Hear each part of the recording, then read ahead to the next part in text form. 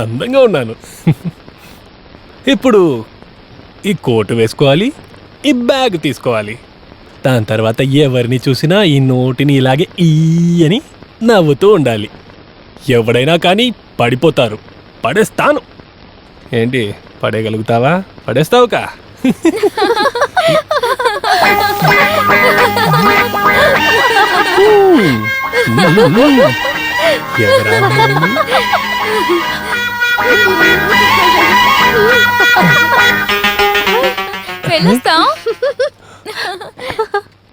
వాళ్ళు అనుకుని ఉంటారు ఒక్కసారి కన్ను కొడితే ఈ శంకర్ పడిపోతాడని.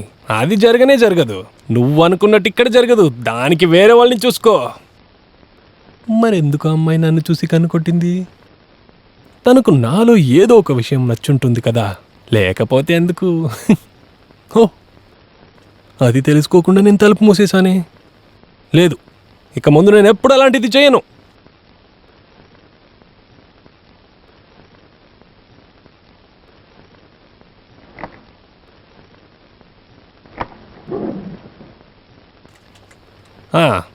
బాయ్, ఆ రూమ్ వెళ్ళి క్లీన్ చేయమ్మా. Okay, I'm very busy. See you. అయ్యయ్యో,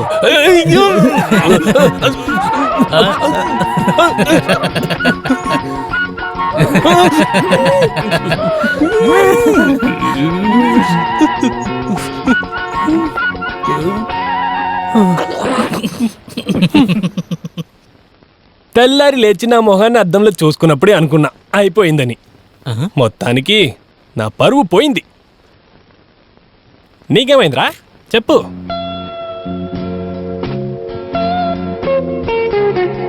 థ్యాంక్ యూ.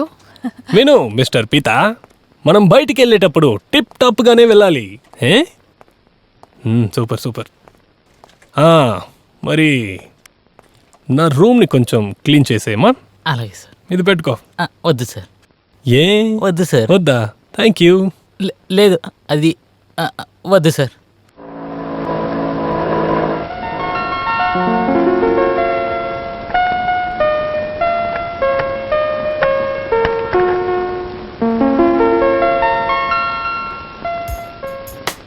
డిఎస్పీ గారు కాల్ చేశారు, ఎప్పుడైనా రావచ్చు.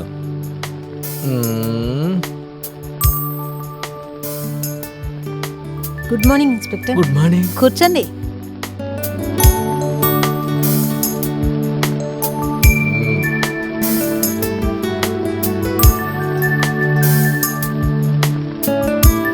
నా పేరు సీమా మేనన్. చాలా పర్సనల్ అయిన విషయంలో మీ హెల్ప్ కావాల్సి వచ్చింది. ఏంటో తెలియలేదే. విషయం ఏంటో చెప్పండి. ఈ ఫోటో నా సిస్టర్ రేఖా మేనంది. తనకి సంవత్సరం ముందు ఒక యాక్సిడెంట్లో మనసులో అది ఎలా చెప్పగలను? ఏ విషయమైనా పర్వాలేదు, దాచుకుంటే చెప్పండి. తను అబ్నార్మల్గా అయిపోయింది. మెంటల్ హాస్పిటల్ ట్రీట్మెంట్లో ఉండేది. నిన్న రాత్రి అక్కడున్న వేరే పేషెంట్తో పాటు ఇద్దరూ తప్పించుకున్నారు. మీరే ఎలాగైనా కాపాడాలి.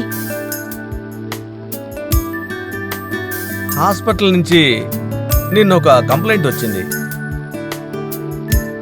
వీళ్ళేనా వాళ్ళు? అవును సార్. ఇలా చూడండి మిస్ మీనన్, న్యూస్ పేపర్లో ఈ ఫోటోలు వేస్తే ఎలా ఉంటుంది? అది కుదరదు. తనకింకా పెళ్లి కాలేదు. పెళ్లి కాని ఒక పిల్ల మెంటల్ హాస్పిటల్ నుంచి తప్పించుకుంది అంటే జస్ట్ ఇమాజిన్ తన ఫ్యూచర్ ఏమవుతుంది? మీరు చెప్పింది నిజమే. ఓకే, నేను ఎంక్వైరీ చేస్తాను. ఒక అన్అఫిషియల్ అయిన సర్చ్ చేయాలి. ముఖ్యంగా మీరు ఇంట్రెస్ట్ చూపించాలి ప్లీజ్. నేను మీకు ఎలాంటి హెల్ప్ అయినా చేస్తాను. నా తరఫు నుంచి నేను కూడా ఎంక్వైరీ చేస్తాను. మన టచ్లో ఉందాం. Please see what best you can do. వాళ్ళను పట్టుకొని మీకు అప్పచెప్పాలి, అంతే కదా? ఆ కేసు సంగతి నేను చూసుకుంటా. ఇలాంటి మెంటల్ సమస్యలన్నీ ఎవరికైనా ఎప్పుడైనా రావచ్చు. ఇలాంటి పరిస్థితుల్లోనే కదా హెల్ప్ చేయడం కుదురుతుంది. మీరు బయలుదేరొచ్చు. Thank you sir.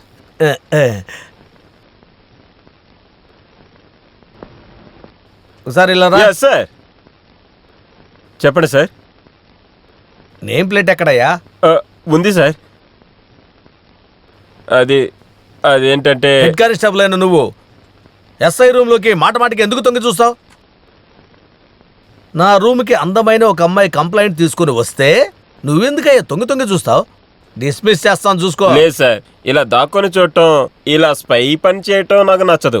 కానీ ఏం చేయగలను? నేను స్టేషన్ లోపలన్నా బయట ఉన్నా మీ మీద ఒక కన్నేయమని ముఖ్యంగా మీ అమ్మగారే నాతో చెప్పారు. నేను సర్వీస్కి వచ్చేటప్పుడు మీ నాన్నగారే హెడ్.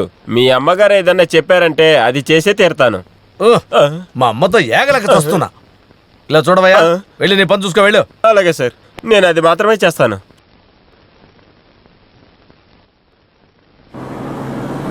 రోడ్ క్రాస్ చేసే లోపే ఇలా వస్తున్నారు మళ్ళీ మళ్ళీ. ఆ! ఆటో ఎలా నడిపిస్తున్నాడు? ఓ, చూసి నడిపేవయ్యా. ప్రశాంతంగా క్రాస్ చేయనివరే. నాపై బండి ఎక్కేసిందే. ఏమైనా అయిందా? అయ్యో, నేను చూసుకోలేదు సార్.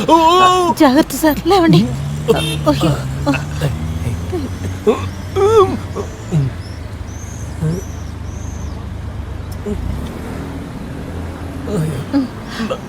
బ్యాగ్.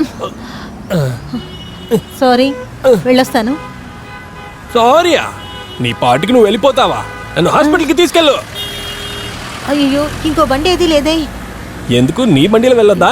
ఏంటి? ఈ అయితే పద, బండి. నన్ను హాస్పిటల్కి తీసుకెళ్ళు. నాకు రక్తం కారిపోతుంది. వెళ్ళు, త్వరగా వెళ్ళు. అయ్యో, ఏమైంది సార్? నన్ను చంపకుండా వదలవా? నేనేం చేశాను? నేను దేన్ని పట్టుకొని కూర్చోవాలి? సరే, పట్టుకోండి. ఇప్పుడు బాగుంది.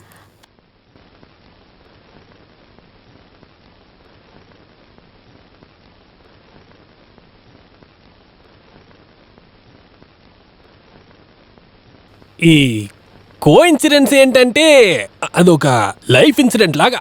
మీరే చెప్పండి. మీరు స్కూటర్లో నన్ను వచ్చి గుద్దారు, నేను పడ్డాను, నన్ను హాస్పిటల్కి తీసుకెళ్లారు. చిన్న పరిచయం వలన నా గురించి మీరు అర్థం చేసుకున్నారు. మిస్ సీమాని నేను అర్థం చేసుకున్నాను. ఇప్పుడు మన ఇద్దరి మధ్య ఉన్న ఈ సూపు బంధాన్ని పెంచుతుందా? భగవంతుడా, నీకు ధన్యవాదాలు. ఏంటి బంధమా? లేదు, అంటే ఐ మీన్ అది ఫ్రెండ్షిప్ గురించి అన్నాను. ఓహో, సరే సరే. బైక్ యాక్సిడెంట్ జరిగిన తర్వాత మీరు అరవడం చూసి నేను మీకేమైనా ఫ్రాక్చర్ అయిందేమో అనుకున్నాను. కానీ హాస్పిటల్కి వెళ్ళిన తర్వాత ఒక చిన్న ఘాటు కూడా లేదు. అది ఎందువల్ల? హ్మ్? గొద్దిన వేగంలో నేను చనిపోయి ఉంటే నా శరీరపు అంగాలన్నీ చెదిరిపోయి కనిపెట్టలేని వాడిలాగా ఉంటాను. ఇంత జరిగాక మీరు నాకు ఏమవ్వలేదా అని అడుగుతున్నారంటే, ఒకటి, మంచి మనసు ఉన్నందువల్ల. రెండు, దానికంటే ముఖ్యం, శరీరంలో ఉన్న ఫిజికల్ అడ్వాంటేజెస్. మూడు, అందంగా ఉన్న సున్నితమైన ఒక మనసు మిస్ సీమ దగ్గరుంది. మంచి మనసున్న వాళ్ళకి ఇలాంటి 2 యాక్సిడెంట్లు జరిగినా కానీ ఏమీ అవదంట. చూడండి శంకర్ దాస్, సూపు ఓ, చల్లారిపోతుంది. మర్చిపోయాను. Thank you. తర్వాత ఇంకొక విషయం, ఇప్పుడు మీరు సేల్స్ రిప్రజెంటేటివ్గా ఉన్నారని నాకు తెలుసు. ఇంకెందుకు ఇటువంటి మీటింగు? నేను కొనుక్కునేలాగా మీ దగ్గర ఏమీ లేదు. నిజంగానే బైక్ యాక్సిడెంట్ నా తప్పు వల్లే జరిగింది. నేను చాలా మతిమరుపు మనిషిని. నేను కూడా కొన్నిసార్లు అలా అయిపోతాను. ఇద్దరు ఒకేలాగా ఆలోచించే mister Shankar Das, please. Sorry. నేను చాలా వరీడ్గా ఉన్నాను. వై? నా సిస్టర్ రేఖ కనపడడం లేదు. ఎక్కడికి వెళ్ళారు? తప్పించుకుంది. తప్పించుకొని వెళ్ళారా? ఎక్కడి నుండి? అది చాలా పెద్ద ట్రాజడీ స్టోరీ శంకర్ దాస్. తను మెంటల్ హాస్పిటల్లో ట్రీట్మెంట్ తీసుకుంటోంది. 2 రోజులుగా తను ఇంకొక పేషెంటు కనపడడం లేదు. ఎలాగైనా సరే వాళ్ళిద్దరినీ కనిపెట్టాలన్న ఆదుర్దాతోనే తిరుగుతున్నాను. కాదు, మీరు సేల్స్ రిప్రజెంటేటివ్ అయినందువల్ల చాలా ట్రావెల్ చేస్తుంటారు కదూ? ట్రావెల్ చేసుంటానా? కొత్తగా ఒక షూ కొన్నాను, ఒకే వారంలో అరిగిపోయింది.